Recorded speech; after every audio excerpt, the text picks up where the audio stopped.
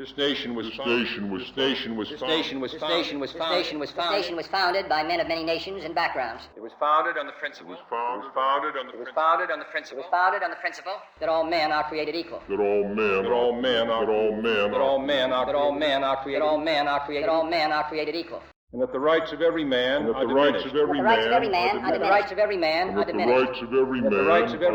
are diminished. When the rights of one man are threatened.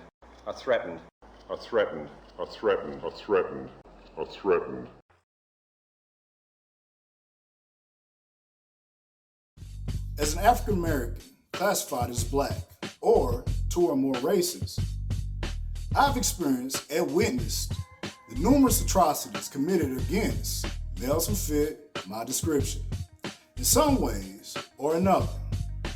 And this form of lesson has been and continues to be expressed through a variety of ways.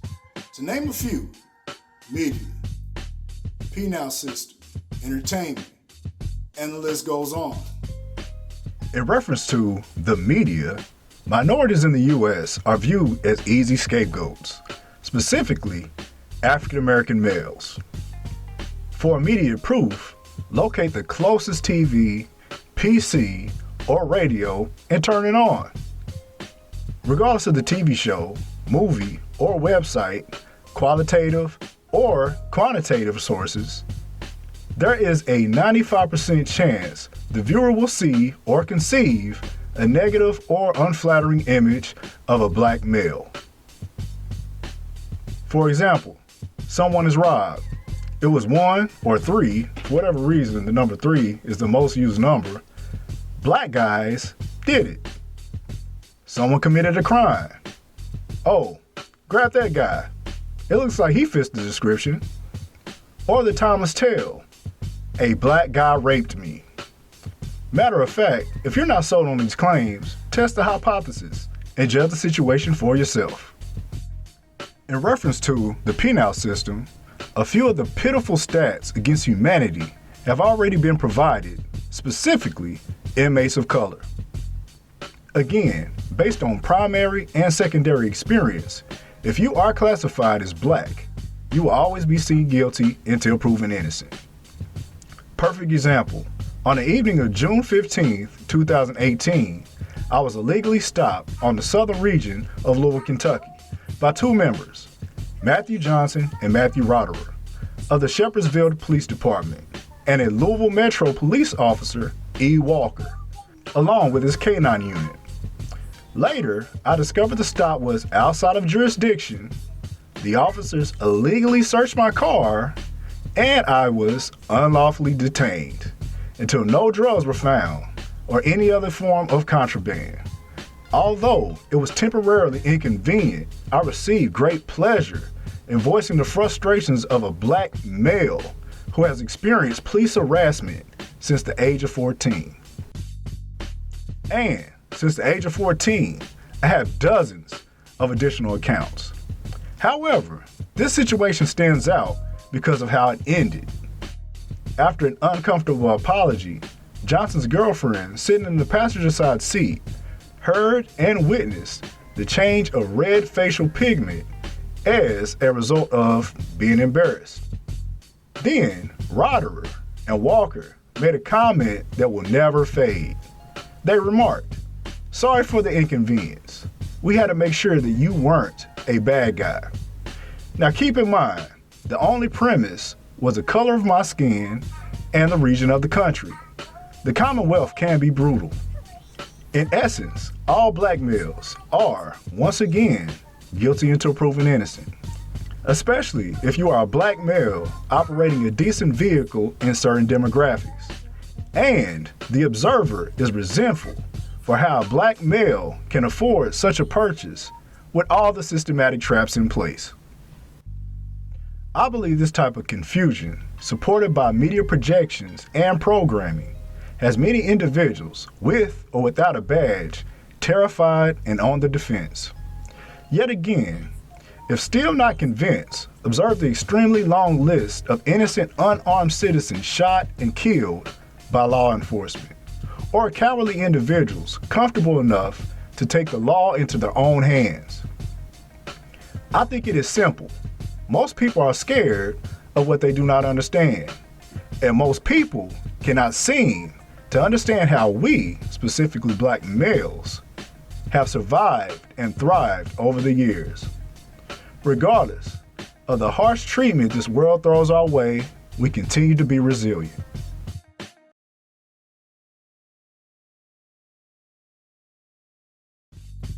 Due to the history of societal misunderstandings and or fear amongst ethnic groups at large, an even longer and darker history exists, especially in terms of the dynamic between authorities and integrated citizens of the land, and in many cases, abroad. There are countless examples of bloody and brutal acts against civilization, but I will only address selected cases. Let us begin with the tragic killing of Emmett Till, then transition into the institutional manslaughter of Khalif Browder. In 1955, Emmett Till was a 14-year-old teenager from Chicago, Illinois, visiting his relatives in Money, Mississippi.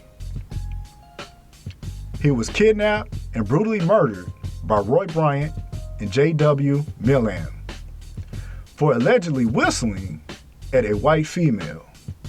The following day, Bryant and Melanin was arrested and later acquitted of all charges by an all-white, all-male jury.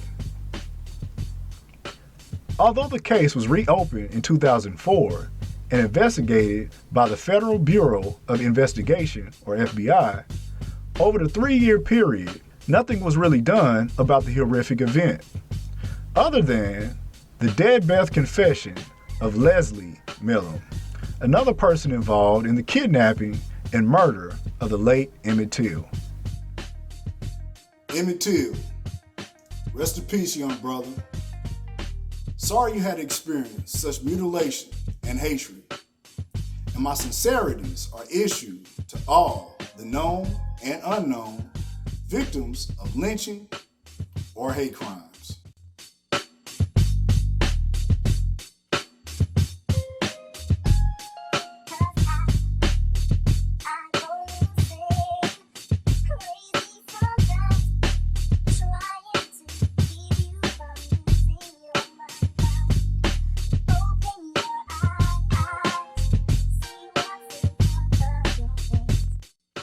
Although the topic of lynching is an emotional task, the grotesque nature of lynching and hate crimes are very similar to the hate crimes and police brutality of the present day. Not convinced? If so, research the tragic circumstances surrounding the individuals on the next list.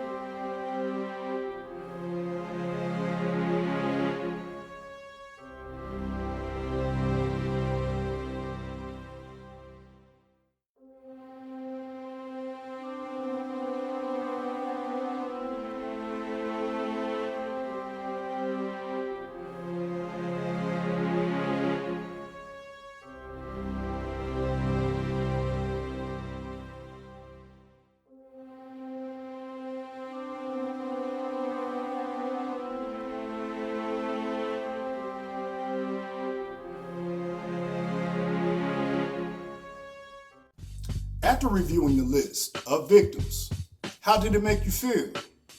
Regardless of the circumstances or situation, wrong is wrong, even if you favor black or blue lives.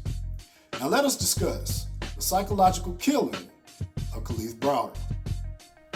In 2010, Kalief Browder was a 16-year-old teenager from the Bronx, New York, who was falsely accused of stealing a backpack.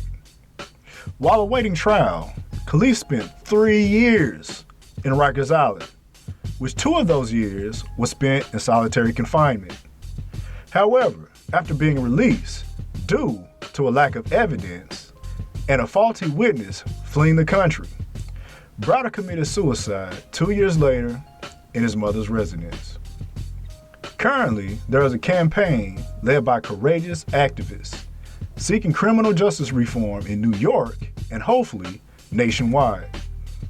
This instance is highlighted to further illustrate how, specifically within the U.S., being the defaulted can play out. Wrongful imprisonment, stop and frisk, illegal search and seizure, etc. An innocent life, robbed of a fair life, could possibly take life. Kalief Browder, rest in peace, young brother. Sorry you had to experience such trauma and injustice.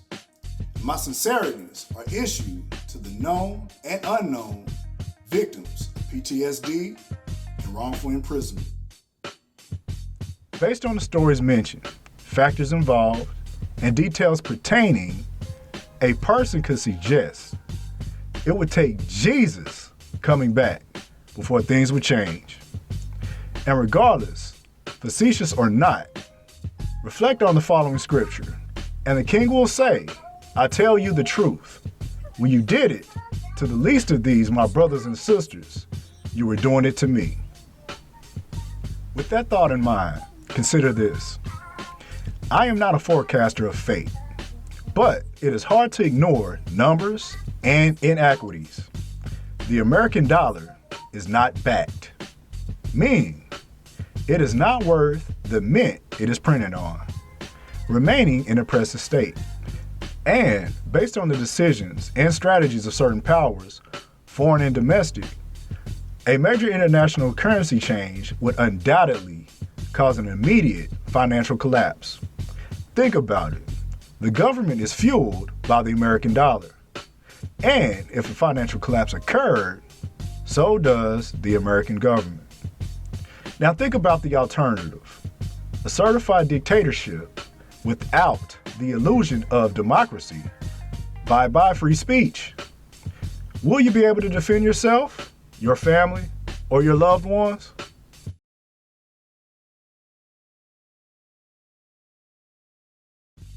Regarding the image most black men and many other minorities have been handed by their country, it is no coincidence to observe decreased levels of self-worth. This commonality can partially explain the 40-cent decrease of empathy among the U.S. Levels of empathy fell by 48% between 1979 and 2009. Conraith, O'Brien, and Singh, 2010. How did I form this opinion? Answer: the reasons are vast, but I will only sum it up with another past instance. The releasing of radioactive particles over selected sections of St. Louis, Missouri to test chemical warfare technology during the dates of 1953 and 1954, and 1963 and 1965. For more information concerning this inhuman occurrence, check out Behind the Fog by Dr. Lisa Martino Taylor. Now, why would I include this example? Answer: Tuskegee syphilis experiment.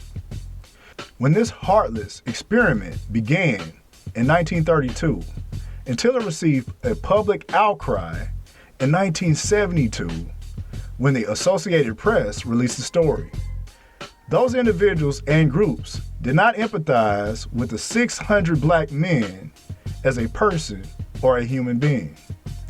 And from the Tuskegee experiment to the releasing of chemical compounds over the predominantly low-income and minority-based communities of St. Louis, we now discover about the Centers for Disease Control and Prevention, or CDC. In particular, the CDC study of experimental measles, mumps, and rubella, MMR, vaccines.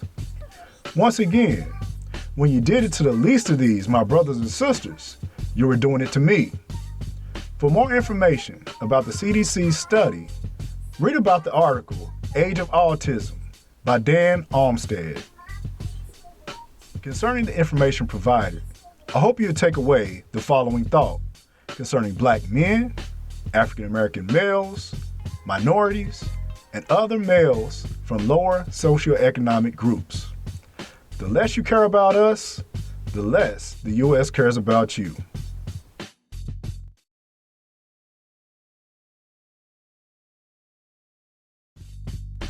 Overall, black men are divided and not united due to a loving history.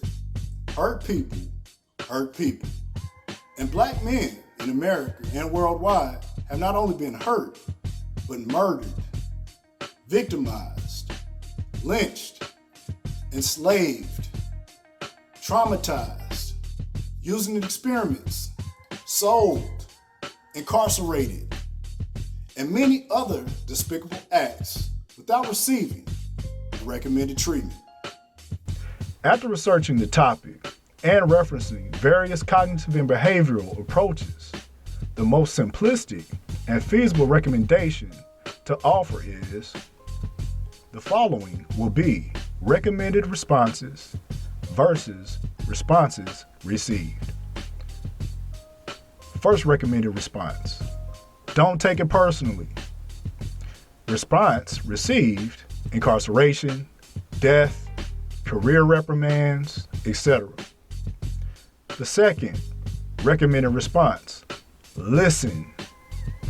Response received: never heard, judicial reprimands, etc.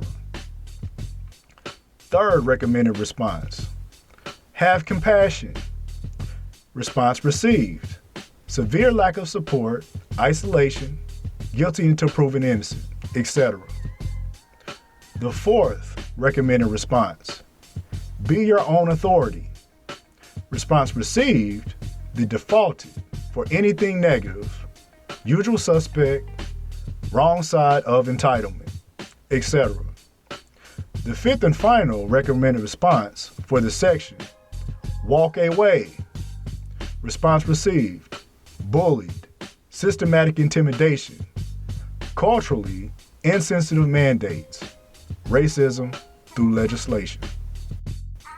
In 1968, the Lyndon B. Johnson administration, only 3 years after signing the Civil Rights Act, and coincidentally, the same year of Martin Luther King's assassination, founded the Bureau of Narcotics and Dangerous Drugs, or BNDD. In 1969, urine analysis studies are conducted by Dr. Robert DuPont to link crimes to heroin addiction, ultimately convincing Washington, D.C.'s Mayor Walter Washington to permit him to provide methadone to heroin addicts. Also the same year, Operation Intercept is used to close the Mexican border to reduce marijuana smuggling from Mexico, which was later combated by the National Organization for the Reform of Marijuana Laws, or NORML.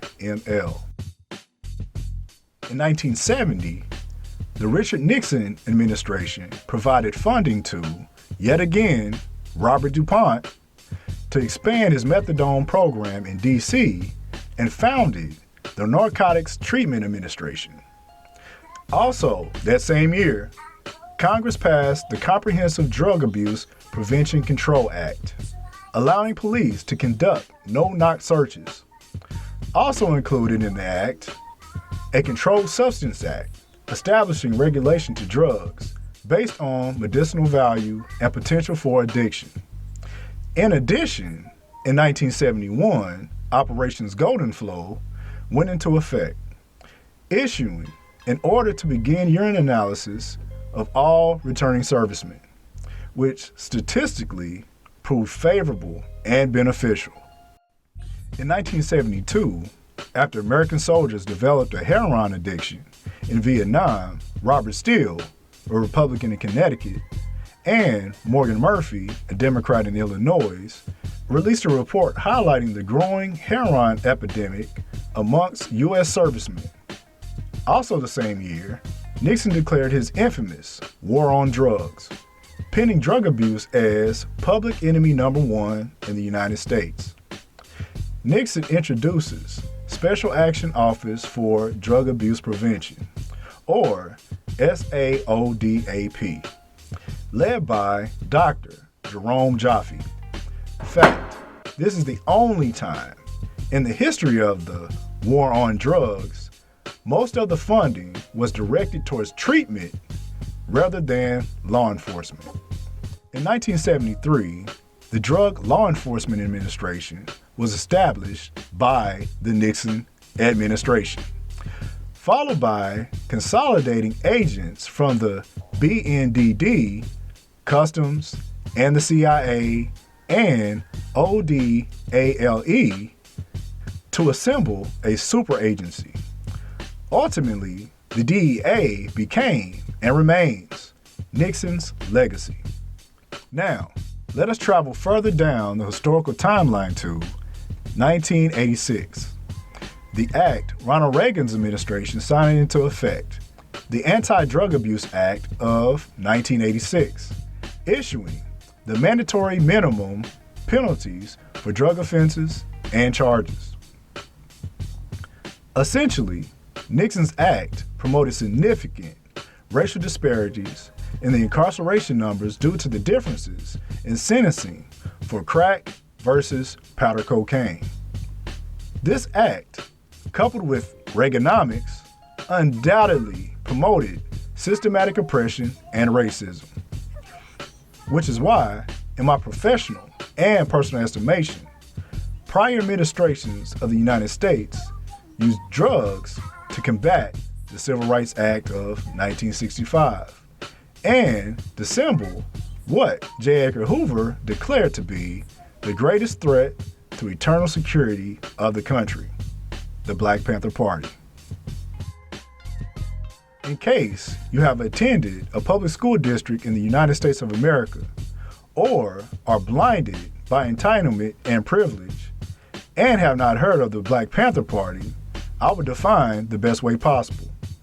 The Black Panther Party, originally named Black Panther Party for Self-Defense, was founded in 1966 and established to patrol African American neighborhoods to protect residents from acts of police brutality. At the organization's peak in the late 1960s, party membership exceeded 2,000 and operated remote chapters in several major American cities: Oakland, San Francisco, Berkeley, Richmond, California, New York, Chicago, Illinois, Los Angeles, California, Seattle, Washington, and Philadelphia, Pennsylvania. Side note, the 5 U.S. states who housed former Black Panther chapters remain on the list of states carry and conceal laws are not prohibited. California recently issued a partial. With that said, be sure to watch the right and left hand of this issue.